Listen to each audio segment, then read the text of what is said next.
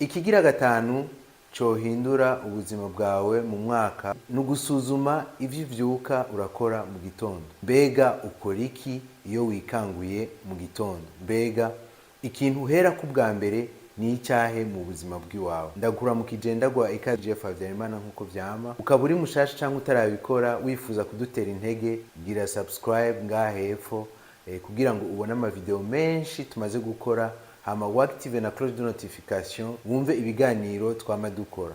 Hano tuvuga ku mafaranga, tuvuga kuri business, tuvuga ku bantu, tuvuga kuri ico kintu cyose cyoshobora kudufasha kugira ngo dushobore gushika kwiterambere. Nkabasuye kuguha ikaze bane kuri no munsi rero ni ikintu gikomeye cyane, ni ikintu nibaza yuko hamwe umuntu agiye aravyumvira canka akabigendereza ivyo aje arakora mu gitondo iyo avyutse, ni ibintu byoshobora kongereza ku buzima bwawe, ugasanga ugiye urabikora, ugiye urabyifatamo neza, ugasanga byamaze guhindura ubuzima bwawe. Egome ibintu bishobora guhindura ubuzima bw'umuntu si ikintu kimwe canke bibiri, ni ibintu byinshi, ni ibintu biza hamwe, umuntu akagenda arakora, agenda arahindura kariya, agenda arahindura kandi, ugasanga bya bindi byose yagiye arahindura byamaze guhinduka, yamaze kuba uwundi muntu, yamaze guhinduka nawe nyine.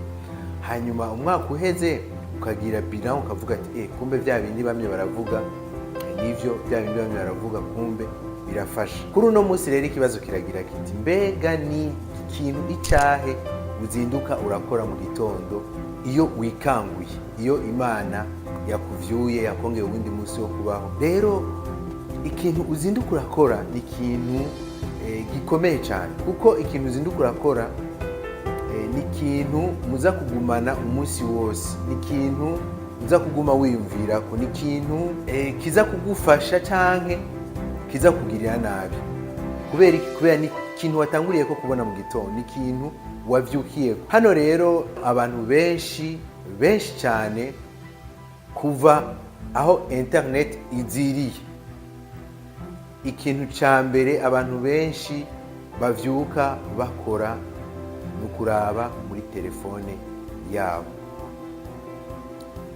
nukuraba telefone yabo aho bayisize. Kenshi iyo abantu bagiye kuryama bararaba ibintu hirya no hino, hanyuma ku telefone aho ni ya marezo sosiyo ndiko ndavuga, hirya no hino akabiraba, hama telefone iraba décharge.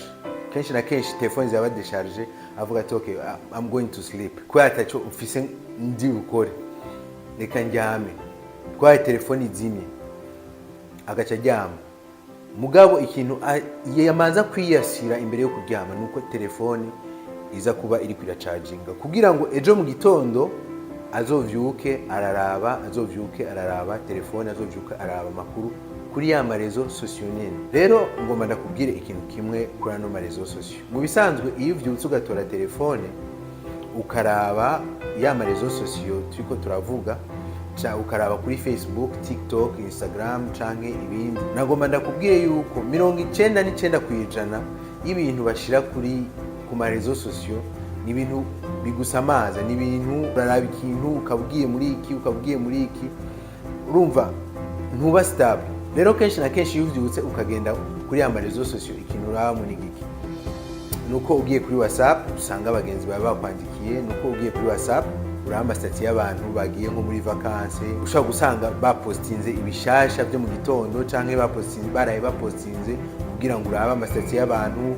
Hariyo hari umugenzi wawe bagiye muri vacances akaba kweretse ukuntu biba biriko biragenda hariya iyari, uronka amakuru menshi amemta. Hariyo n'igihe uronka amakuru yo kukwishyuza, hariyo n'igihe uronka amakuru y'abantu bapfuye, hariyo n'igihe uronka amatangazo y'abantu bapfuye mu muryango canke izindi nkuru zitameze neza. Ugaca usanga kubera ya base yawe wavyukira ko mu gitondo ihagaze ku bintu bitameze neza canke ihagaze ku nkuru zitameze neza, umunsi wose uheze nawe utameze neza. Kubera vya bindi wavyukiramo. Hano reka ndababwira ikintu kimwe, ku bisanzwe ikintu uvyukiyemo ni ikintu gikomeye cyane, uza gusanga gikoze umunsi wawe wose. Ni ikintu uza kwirirwa uri kuriyumvira, kubera wakivyukiyemo uza kuba uri kurabitekereza, uza kuba mbega naka yagiye muri vakansi, okay, okay, ugasanga birisha umunsi wawe, ugasanga byanagusamaje, ugasanga vyagutuntuje. Hari igihe uza gusanga umugenzi wawe utari witeze yuko aza kuba yahezagiwe akagura imodoka nshasha, uza gusanga yayiguze akayishirako. Hari igihe uza kubona umugenzi wawe yambaye neza yagiye nko muri vakansi, bikagutera ishavu, kuko abantu tumeze ubutandukanye kose. Hariho n'abatazi kwakira ivyiza bivuye ku bandi bantu, murabizi. Naho byene tuzobivuga ngaha kugira ngo mugene murumva.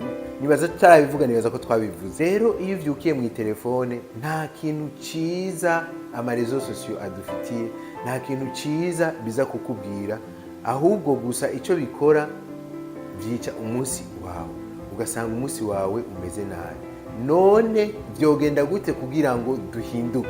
Vyogenda gute kugira ngo duhindure, hanyuma gutyo ubuzima bwacu bube transforme, gutyo ubuzima bwacu buhinduke? Mu mwaka niwahera tuzobe dufise ubundi buzima, tuzobe dufise ukundi kuntu tubona ibintu, tuzobe dufise mind iri positive, ubuzima bwacu buzobe bwahindutse en principe turi abandi bantu. Nuko mu gitondo iyo uvyutse, nuko womenya yuko ushobora kuhamplasa telefone yawe n'ikindi kintu. Reka nakubwire gusa ibintu bibiri washobora gutangurira ko mu gitondo kugira ngo bishobore gukora umunsi wawe umere neza, bishobora gukora umunsi wawe usanga uri benefique kuri wewe, usange urundi muntu uri mu gatwenge, uri kuramwenyura, uri kurimvira ibintu biri positive. Nuko mu gitondo ukivyutse, wofata akanya naho kuba gatoyi gusa iminota 10, iminota 5, ugatangura ugashima Imana yakuvyukije, ukagira agapriere gatoyi, ugasenga ukavuga ati Mana ndagushimiye uko nsubiye kubona kino gitondo, yuko wanyemereye yuko subira kubona uno munsi. Icyo ni ikintu gikomeye cyane, n'urufunguzo rukomeye cyane rugurura imiryango yindi, rutanga imihezagiro yindi utari witeze kuri uwo munsi. Icyo ni ikintu cya mbere. Icya kabiri naco ushobora gukora mu gitondo, hako wogenda kuraba ya telefone, hako wokugura ya telefone ukaraba za WhatsApp cyangwa ukaraba ya media cyangwa ukagenda kuri YouTube, nuko ushobora gufata iminota 30 ukagira agasport, ukagira utu exercice, ukagira agasport gatoyi. Uko hajya iyo ukora sport biragufasha kugira effort, biragufasha kugira mind iri positive, biragufasha kuguruka, biragufasha kwiyumvira ibintu biri positive. Hanyuma rero hejeje ibyo byose, urashobora kuvuga ati mbere nongere ko n'akandi kantu. Urashobora gufata agakafe ukanywa, cyangwa ukanywa agacayi, kugira ngo ubihamplase na ya telefone. Ucugurira amaso, ntuce uja muri ya telefone, ahubwo ugasenga, cya kabiri twavuganye, cyangwa naho ukagira agasport, cyangwa naho ukagenda ukanywa akayi. Ibi bintu mvuze ni ibintu bikomeye cyane, ni ibintu bifise imbaraga, ni ibintu bifise ububasha, ni ibintu vyugurura imiryango, n'urufunguruzo rundi gugurura imiryango. Ndizera neza yuko niwabikora ukabishira mu buzima bwawe bwa misi yose, ukavyentegra mu buzima bwawe bwa misi yose, ndizera neza nta nkeka yuko ubuzima bwawe uzobubona ukundi gushasha. Ubuzima bwawe umwaka niwahera uzovuga uti ubuzima bwanje bwarahindutse, ubuzima bwanje bwabaye bushasha. Nkaba ndagushimiye cyane kubona wankurikiye kuva aho video yatanguriye gushika n'ubu turi kumwe. Agasanga vyakuryoheye ibyo twako turavuga, share with your friends please, bavyumve nabo. Ndizera yuko bishobora kubafasha. Ndakwifurije yuko imigambi yawe yose wifuje mu 2022 Imana yoyihezagire. God bless you. Thank you. Bye.